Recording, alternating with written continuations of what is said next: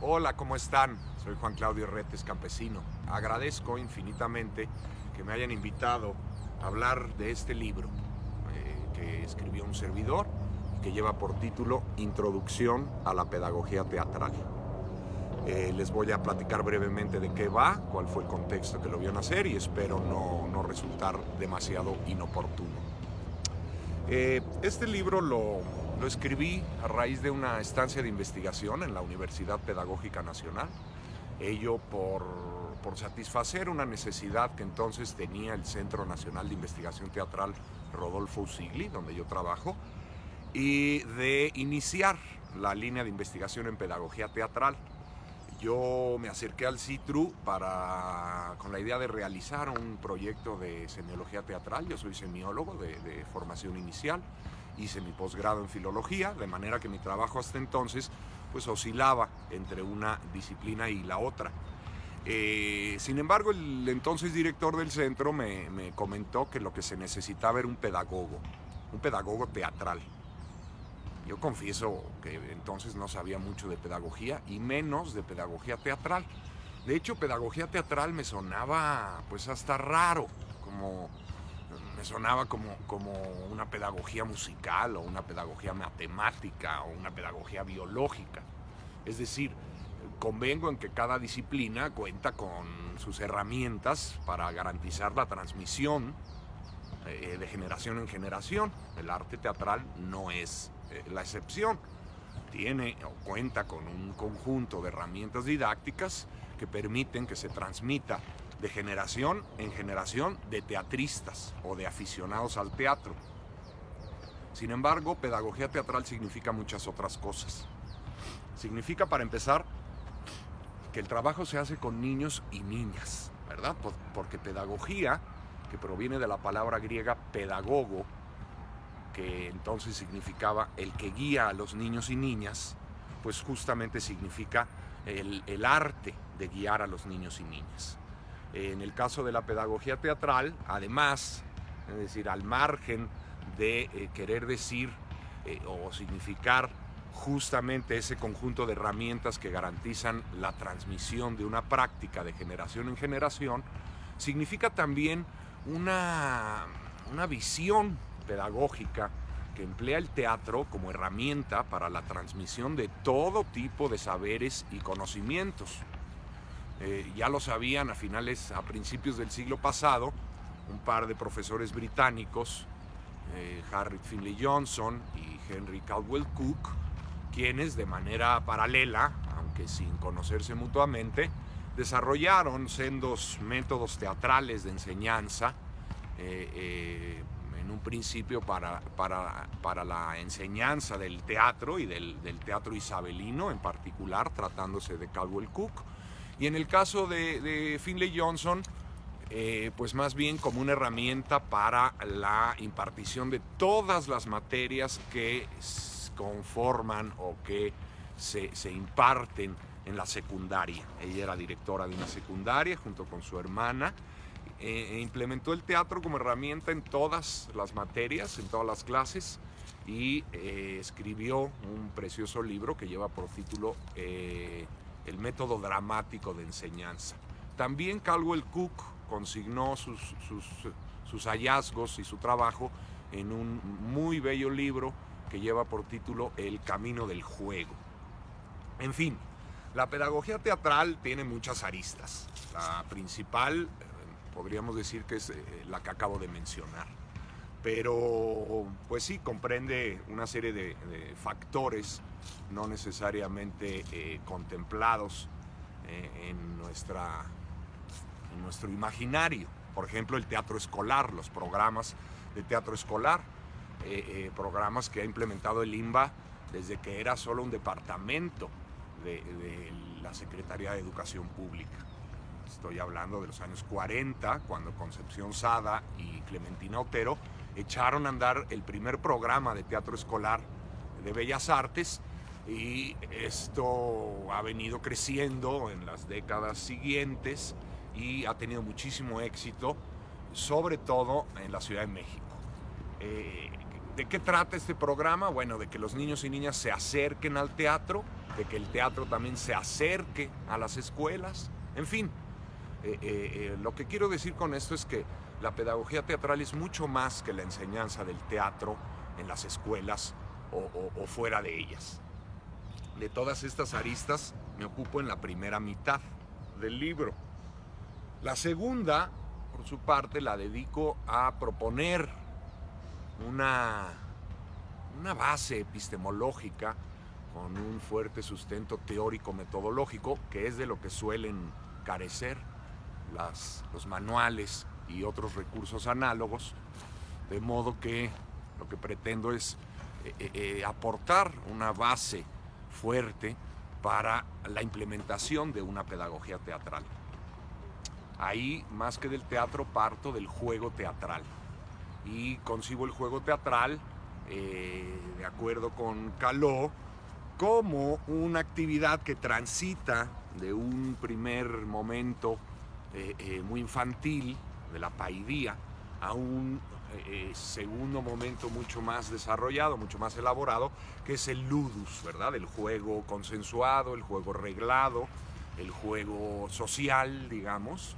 Y en ese tránsito pasa, diríamos, por varias estancias, ¿verdad? Primero por una estancia, la estancia del puro vértigo, que vemos en los juegos de los parques de diversiones, en el Tío Vivo, la montaña rusa, otros juegos del tipo. Y luego transita hacia lo que Caló concibe como simulacro, ¿no? El juego de la simulación. Juguemos al té, juguemos a la oficina, en fin. De ahí se traslada a un tercer estadio, que es el de la competencia. De la competencia simulada, desde luego, ¿verdad? Porque en cualquier caso las estancias, los estadios se van acumulando. Entonces, del simulacro el juego pasa a la competencia simulada. Y finalmente llega al azar, ¿verdad? A esos juegos que encontramos en los casinos y que generan apuestas y que incluso tienden a profesionalizarse. Por mi parte, como Caló, yo ubico el juego teatral entre el simulacro y la competencia. De modo que, partiendo de esa base, propongo 3 dispositivos didácticos para la impartición de una pedagogía teatral. Para empezar, propongo un dispositivo escénico, que yo llamo escenicidad, y que está en relación justamente con el simulacro, en relación con esa convención de carácter espacial que tiene que ver con ir a un lugar, a un teatro, a ver un espectáculo, un lugar en el que los participantes están separados por sus funciones, separados espacialmente, ¿verdad? Unos actúan de un lado, unos representan y los otros contemplan la representación. En esta fase de la teatralidad, lo más importante es el cuerpo del actor, ¿verdad? El cuerpo del actor que se compromete ocupando ese espacio escénico, y se compromete de un modo mecánico, también de un modo mimético, pero también de un modo plástico, de un modo poético y recreativo. En fin, ese sería el primer dispositivo que yo propongo.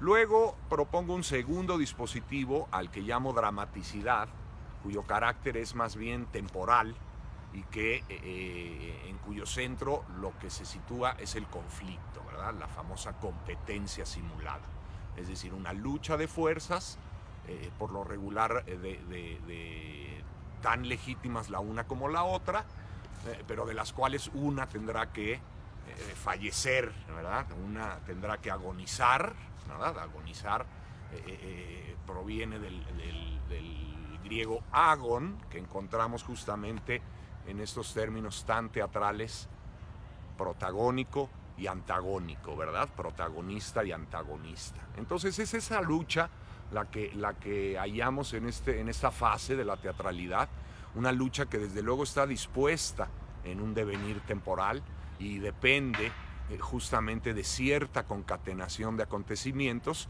que deriva en lo que comúnmente conocemos como drama.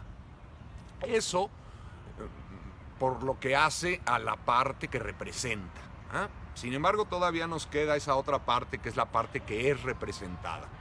Esa parte que yo considero de algún modo del otro lado de la teatralidad, esa parte se agrega o se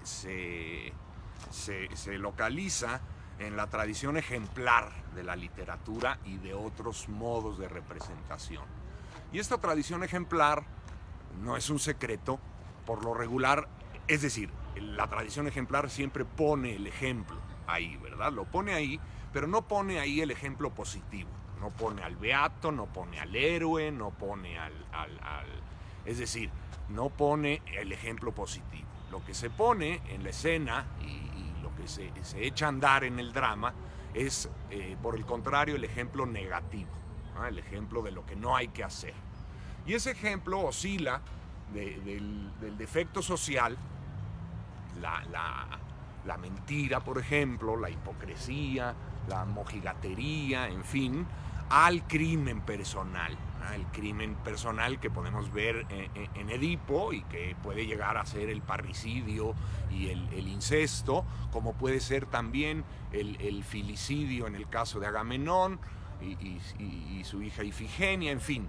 El ejemplo negativo oscila, caso de la teatralidad, entre la comedia y la tragedia, entre la reproducción del defecto social, del defecto moral, a la representación del crimen, ¿verdad? Del crimen personal que ocasiona una caída mucho mayor, ¿verdad? Ese sería el péndulo que encontramos no solamente en el teatro, más en lo que he venido llamando juego teatral y en un sentido más amplio en la teatralidad.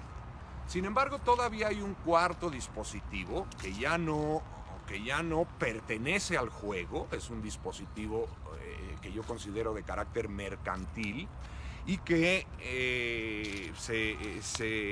se vincula con el hecho de que la teatralidad se comunica, es un modo de la representación y como todo modo de la representación está producido, está creado para comunicarse.